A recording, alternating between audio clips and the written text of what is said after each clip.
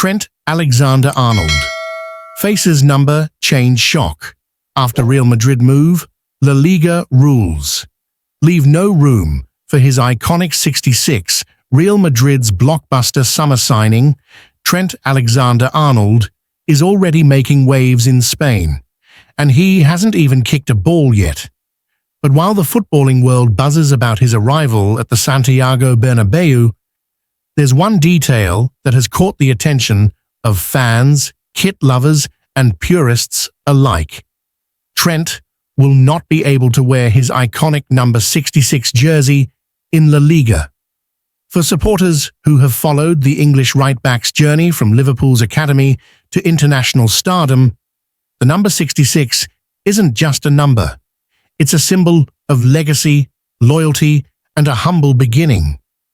At Liverpool, the number stood as a reminder of his grassroots rise through the ranks, having been handed the seemingly random squad number as a youth player, instead of swapping it for a more traditional defender's number after making it big. Trent made 66 his trademark, turning it into one of the most recognizable shirt numbers in modern football. But now, as he prepares to begin a new chapter with Real Madrid, Spanish football's strict regulations are forcing change. According to La Liga's official squad number policy, first-team players must wear shirt numbers between 1 and 25, with one reserved exclusively for goalkeepers. This means that any number above 25, including Trent's beloved 66, is off-limits, regardless of personal significance or branding. For Trent, this might be a small sacrifice in the grand scheme of things, but for fans, it's a moment of reflection on how much a number can come to represent. It's not just about identification on the pitch, it's about identity. This situation isn't unique to Alexander-Arnold either. La Liga's strict numbering tradition has posed similar challenges to other players making moves from leagues with more flexible rules. In the Premier League, players often sport high or unconventional numbers for personal or promotional reasons. But in Spain, the heritage of numbers is woven tightly into the league's fabric. Each number has meaning, tradition, and tactical association. So the big question now becomes, which number will Trent Alexander-Arnold choose at Real Madrid? While the club has yet to confirm squad numbers for the upcoming season, fans have been left to speculate and play a digital guessing game of their own. With numbers 2, 3, and possibly even 22 up for grabs, social media has erupted into playful debates over what Trent's next number should be, and which digits will best define his next chapter. In a fun twist on the drama, fans have begun taking part in a viral trend, screenshotting a spinning numbers animation to see what number fate assigns to Real Madrid's new signing. It's lighthearted, but it shows just how deeply fans connect with players' shirt numbers, and how something as simple as 2 digits on a jersey can carry so much weight. Regardless of the number printed on his back, one thing is certain.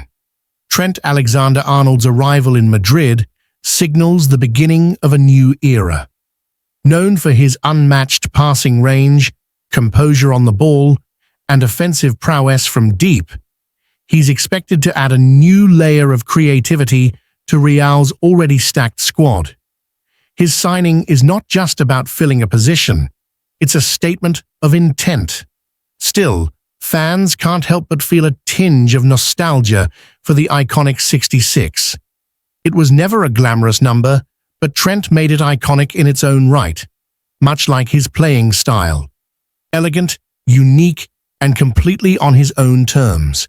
As the anticipation builds for his debut in white, Madridistas and football fans around the world will be watching not only to see his performance on the pitch, but also to see what number he chooses to wear with pride. Will it be something traditional, like number 2? Will he follow a deeper meaning and opt for something personal? Or will he forge a new identity in Spain, just as he did in England? Either way, the number may change, but the legacy continues. Erik ten Hag's double reunion at Bayer Leverkusen. A strategic move, rooted in trust and tactical vision. Erik ten Hag is reportedly eyeing a double reunion at Bayer Leverkusen, with strong interest in bringing both Antony and Alejandro Garnacho into his future plans. At first glance, the move may appear as a simple transfer strategy involving two familiar faces, but beneath the surface, it signals something far more profound, a deliberate and calculated effort by Ten Hag to shape the identity of a new team around players he not only trusts, but has already nurtured and developed in high-pressure environments. For Ten Hag, football has never been just about talent. It's about structure, discipline, and belief. It's about individuals who can fit seamlessly into a collective idea and execute a tactical philosophy with clarity and consistency. In Antony and Garnacho, he sees not just players with flair and promise, but key pieces in a larger puzzle he's been trying to solve since his managerial career began reaching the heights of European competition. The case for Antony, more than just familiarity. Antony's name is one that immediately evokes memories of Ten Hag's time at Ajax.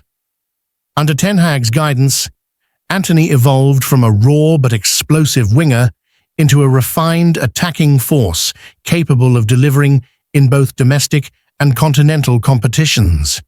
The Brazilian thrived in Ten Hag's 4-2-3-1 system, which asked him to stay wide, stretch the opposition, and use his left foot to create from the right flank, a role that became his signature.